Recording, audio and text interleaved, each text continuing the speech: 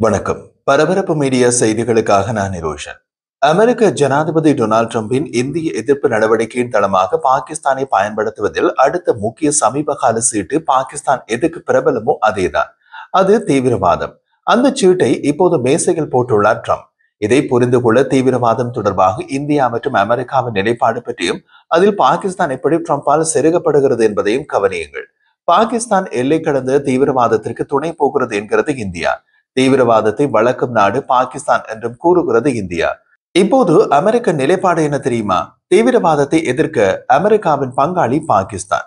அதாவது தீவிரவாதம் என்ற விஷயத்தில் பாகிஸ்தான் பற்றி இந்திய நிலைப்பாட்டுக்கு நேர் எதிரான நிலைப்பாட்டை எடுத்துள்ளது அமெரிக்கா. பாகிஸ்தானுடனான தீவிரவாத எதிர்ப்பு கூட்டணியை அமெரிக்க ராணுவ அதிகாரிகள் ஒரு தனித்துவமானதாக குறிப்பிடுகின்றனர். தீவிரவாத இயக்கங்களை எதிர்கொள்வதில் பாகிஸ்தான் மற்றும் அமெரிக்கா இடையிலான ஒத்துழைப்பை வலுப்படுத்த இரு நாடுகளும் ஒப்புக்கொண்டுள்ளன. இதற்காக இந்த வாரம் ஒரு அமெரிக்க குழு பேச்சுவார்த்தை நடத்த இஸ்லாமாபாத்திற்கு சென்றது.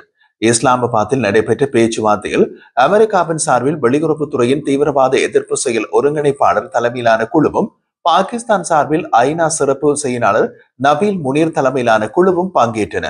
பேச்சுவார்த்தைக்கு பின் வெளியிடப்பட்ட அமெரிக்க பாகிஸ்தானிய கூட்டறிக்கையில் தீவிரவாதத்தை அனைத்து வடிவங்களிலும் எதிர்த்து போராடுவதில் இரு நாடுகளும் உறுதியாக உள்ளன.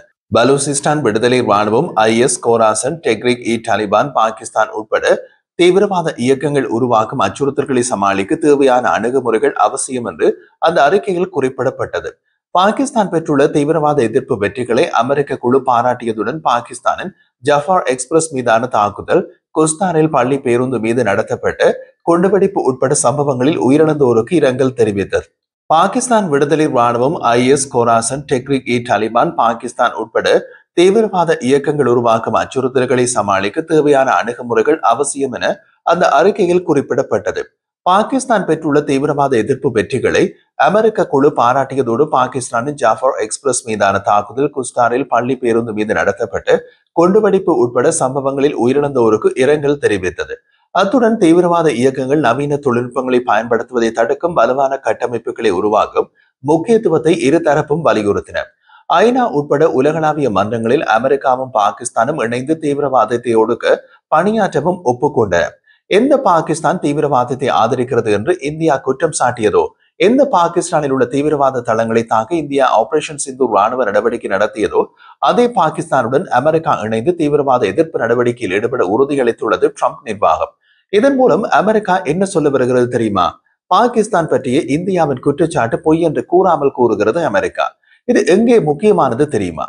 2018 முதல் 2022 ஆண்டு வரை பயங்கரவாத நிதியுதவியை செய்யும் நாடுகளை அடையாளம் காணும் FATF சாம்பல் பட்டியலில் பாகிஸ்தான் இருந்தது. சீர்திருத்தங்களுக்கு பாகிஸ்தான் அரசு உறுதியளித்ததை தொடர்ந்து 2022 ஆண்டு அக்டோபரில் FATF பாகிஸ்தானை பட்டியலில் இருந்து நீக்கியது. இருப்பினும் பயங்கரவாத நிதியுதவிக்காக பாகிஸ்தான் சர்வதேச உதவியை தவறாக பயன்படுத்தியதாகவும் பாகிஸ்தானை மீண்டும் சாம்பல் பட்டியலில் சேர்க்க வேண்டும் என்று அழுத்தம் கொடுக்கும் ஒரு ஆவணத்தை தயாரித்து இந்தியா வருவதாக தகவல்கள் தெரிவிக்கின்றன. ஆனால் அமெரிக்காவின் தீவிரவாதத்திற்கு எதிரான கூட்டணியில் முக்கிய பங்காளியாக பாகிஸ்தான் இருந்தால் FATF-இல் இந்திய ஆவணத்தில் அதன் நோக்கங்களை நிறைவேற்ற முடியாது. அமெரிக்காவுடன் இணைந்து தீவிரவாதத்தை ஒழிக்கிறோம் என்று மிக எளிதாக கூறிவிடும் பாகிஸ்தான். ஐக்கிய நாடுகள் சபைக்கான முன்னாள் பாகிஸ்தான் தூதர் மலிஹா லோதி கூறிய போது யாரும் எதிர்பார்க்காத ஒரு திடீர் அரவணைப்பு அமெரிக்கா மற்றும் பாகிஸ்தான் உறவில் ஏற்பட்டுள்ளது என்று கூறினார். அந்த அரவணைப்பு ட்ரம்பின் 2வது பதவி காலத்தில் பாகிஸ்தான் அவருக்கு 2 விரைவான வெற்றிகளை வழங்கியதன் ஒரு பகுதி என்கிறார்கள் அமெரிக்க பாதுகாப்புத்துறை அதிகாரிகள். முதலாவது சம்பவம் 2021 ஆண்டு காபூலில் குண்டுவெடிப்பை திட்டமிட்டதாக சந்தேகிக்கப்படும் ஒரு IS உயர் இயக்க தலைவரை மார்ச் மாதம் பாகிஸ்தான் கைது செய்தது. 2021 ஆண்டு காபூலில் நடந்த குண்டுவெடிப்பில் 13 அமெரிக்க துருப்புக்கள் உட்பட 180க்கும் மேற்பட்டோர் கொல்லப்பட்டனர். அமெரிக்க காங்கிரஸில் ட்ரம்ப் ஆற்றிய உரையில் மார்ச் மாதம் பாகிஸ்தான் செய்த கைது பற்றி குறிப்பிட்டிருந்தார். பாகிஸ்தானின் திறமையை பாராட்டினார். 2வது சம்பவம் இந்த வசந்த காலத்தில் இந்தியாவுடனான சமீப கால மோதலில் மத்தியஸ்தம் செய்ததற்கான அமைதிக்கான நோபல் பரிசுக்கு ட்ரம்பை பரிந்துரைப்பதாக பாகிஸ்தான் கூறியது. வாஷிங்டன் போர் நிறுத்தத்தில் எந்த பங்கையும் வகிக்கவில்லை என்று புதுடில்லி கூறியது. புதுப்பிக்கப்பட்ட உறவில் ஒரு மைய பாத்திரம் பாகிஸ்தானின் ராணுவ தளபதி சையத் அசீம் முனீர். அவர் அமெரிக்க மண்ணில் நின்று கொண்டு இந்தியாவுக்கு எதிரான அச்சுறுத்தல்களை விடுக்க அனுமதிக்கப்பட்டார். மத்திய கட்டளை தளத்தில் அமெரிக்க ராணுவ படைகளின் தளபதியான ஜெனரல் மைக் குரில்லாவின் ஓய்வு விழாவில் ஃபீல்ட் மார்ஷல் முனீர் கலந்து கொண்டார். 2 மாதங்களுக்குள் அமெரிக்காவுக்கு அவர் 2வது உயர்மட்ட பயணம். முனீருக்கு ட்ரம்ப் தனிப்பட்ட விருந்து கொடுத்த அதே நேரத்தில் பாகிஸ்தானின் சிவில் தலைவர் பிரதமர் ஷெஹ்பாஸ் ஷெரீப் இன்னமும் ட்ரம்பை சந்திக்கவில்லை. திங்கட்கிழமை பாகிஸ்தானின் பலுசிஸ்தான் மாகாணத்தில் உள்ள ஒரு தனிநாடு கூறும் இயக்கத்தை அமெரிக்கா முறையாக தீவிரவாத அமைப்பாக அறிவித்தது. இது பாகிஸ்தானின் பாதுகாப்பு தலைமையின் நீண்ட கால கோரிக்கை. ஜோ பைடன் சம்மதிக்கவில்லை, ட்ரம்ப் சம்மதித்து விட்டார். இப்போதுள்ள முக்கிய கேள்வி, பாகிஸ்தான் என்ற தோல் உரைக்குள் அமெரிக்கா, சீனா என்ற இரு எதிரிகளும் ஒன்றாக இருக்க முடியுமா என்பதுதான். பாகிஸ்தானுக்கும் சீனாவுக்கும் இடையிலான நெருங்கிய உறவு ட்ரம்பின் பாகிஸ்தான் உறவுகளை காலப்போக்கில் தள்ளாட வைக்கக்கூடும். சீனா பாகிஸ்தானுக்கு மிகப்பெரிய வர்த்தக பங்காளி. மேலும் பாகிஸ்தான் ராணுவ தளபதி ஃபீல்ட் மார்ஷல் முனீர் அவரது அமெரிக்க பயணத்திற்கு முன் கடந்த மாதம் சீனாவுக்கு பயணம் செய்தார். அப்போது சீன வெளியுறவு அமைச்சர் வாங்ஜி சீனா, பாகிஸ்தான் ஆகிய இரு நாடுகளையும் இரும்புக்கிற நண்பர்கள் என்று விவரித்தார். சீன விமானங்கள் மற்றும் ஏவுகணைகளை வாங்கும் பாகிஸ்தானுடன் சீனாவின் கூட்டணி நெருக்கமான ராணுவ ஒத்துழைப்பை நோக்கி சென்றுள்ளது. வாஷிங்டனுக்கு செல்வதற்கு சில நாட்களுக்கு முன்பு பாகிஸ்தான் ராணுவ தளபதி ஃபீல்ட் மார்ஷல் முனீர் 10 சீன தாக்குதல் ஹெலிகாப்டர்களை பெற்றார்.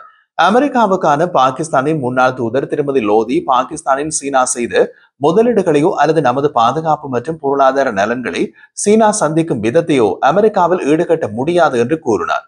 அமெரிக்காவுக்கும் பாகிஸ்தானுக்கும் இடையிலான உறவு ஒருபோதும் நிலையானதாக இருந்ததில்லை.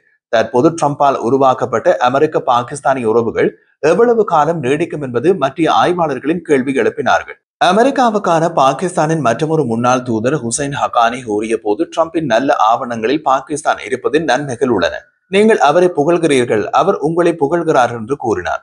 ஆனால் அமெரிக்க ஜனாதிபதி ட்ரம்ப் யாருடனும் நம்பகமான கூட்டாளியாக இருக்க முடியுமா? ட்ரம்புடனான தனது உறவை இந்திய பிரதமர் நரேந்திர மோடி அதிகம் நம்பினார். இப்போது பாருங்கள், ட்ரம்ப் இந்தியாவுக்கு என்ன செய்கிறது என்பதை கூறினார். பாகிஸ்தானுடன் இது ஏன் வித்தியாசமாக இருக்க வேண்டும்? அதே ட்ரம்ப், அதே மனப்பான்மை இன்று இந்தியா உள்ள நிலையில் நாளை பாகிஸ்தான் என்றும் அவர் கூறினார்.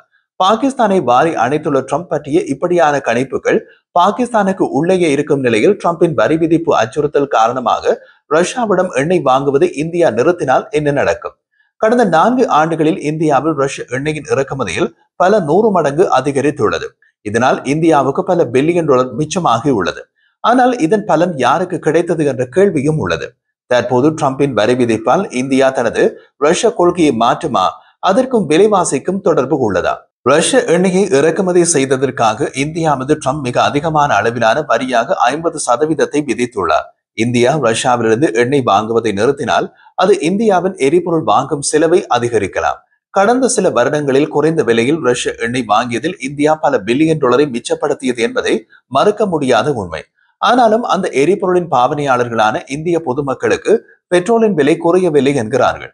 2025 ஜூன் வரை சீனா, இந்தியா மற்றும் துருக்கி ஆகிய நாடுகள் தான் ரஷ்ய எண்ணெயை அதிக அளவில் வாங்கும் நாடுகளாக உள்ளதாக ஆற்றல் மற்றும் சுத்தமான காற்று ஆராய்ச்சி மையம் நடத்திய ஆய்வு தெரிவிக்கின்றது. இருப்பினும் இந்தியாவுக்கு மட்டும் மிக அதிகமாக 50% வரியை அமெரிக்கா விதித்துள்ளது. சீனாவுக்கு 30% வரியும், துருக்கிக்கு 15% வரியும் அமெரிக்காவால் விதிக்கப்பட்டுள்ளது. அமெரிக்கா இந்தியாவின் மிகப்பெரிய ஏற்றுமதி சந்தையாக உள்ளது. 2024ஆம் ஆண்டில் இந்தியாவின் ஏற்றுமதியில் 18% அமெரிக்காவுக்கு போனது. ஆனால் ட்ரம்ப் அறிவித்துள்ள அதிகப்படியான வரிகள் இந்தியாவை அதன் போட்டியாளர்களுடன் ஒப்பிடுகையில் பாதகமான நிலைக்கு தள்ளுகின்றது. உதாரணமாக வியட்நாம் மற்றும் வங்கதேசம் ஆகியவை அமெரிக்காவின் ஜவுளி வர்த்தகத்தில் கணிசமான பங்கு வகிக்கின்றன. ஆனால் இந்தியாவின் 50% வரியுடன் ஒப்பிடுகையில் அவற்றின் ஏற்றுமதிகளுக்கு 20% வரி மட்டுமே விதிக்கப்படுகிறது. சீனா மற்றும் அமெரிக்காவுக்கு அடுத்தபடியாக இந்தியா உலகின் 3வது பெரிய கச்சா எண்ணெய் இறக்குமதி செய்யும் நாடாக உள்ளது. நாட்டின் எண்ணெய் தேவையில் சுமார் 85% இறக்குமதி மூலம் பூர்த்தி செய்யப்படுகிறது. 2024-2025ஆம் நிதியாண்டில் இந்தியாவின் கச்சா எண்ணெய் இறக்குமதியில் ரஷ்யாவின் பங்கு 35% உயர்ந்தது. ICRA மதிப்பீடுகளின்படி ரஷ்யாவிடமிருந்து சலுகை விலையில் எண்ணெய் வாங்கியதால் இந்தியாவின் இறக்குமதி செலவில் 2023ஆம் ஆண்டு நிதியாண்டில் 5.1 பில்லியன் டாலரையும் 2024ஆம் ஆண்டு நிதியாண்டில் 8.2 பில்லியன் டாலரையும் மிச்சப்படுத்துகிறது. இந்த மாற்றம் இந்தியாவின் கச்சா எண்ணெய் விலையை 2022ஆம் ஆண்டு மார்ச்சில் ஒரு பேரலுக்கு $112.87 இருந்து 2025ஆம் ஆண்டு மே மாதத்தில் $64 குறைத்தது. அதாவது பாதியாக குறைத்தது. 2025-2026 நிதியாண்டின் மீதமுள்ள காலத்தில் இந்தியாவில் ரஷ்ய எண்ணெய் இறக்குமதியை நிறுத்தினால் எரிபொருள் செலவு $9.1 பில்லியன் அடுத்த நிதியாண்டில் $11.1 பில்லியன் உயரும் என்று SBI ஆய்வறிக்கை தெரிவிக்கின்றது.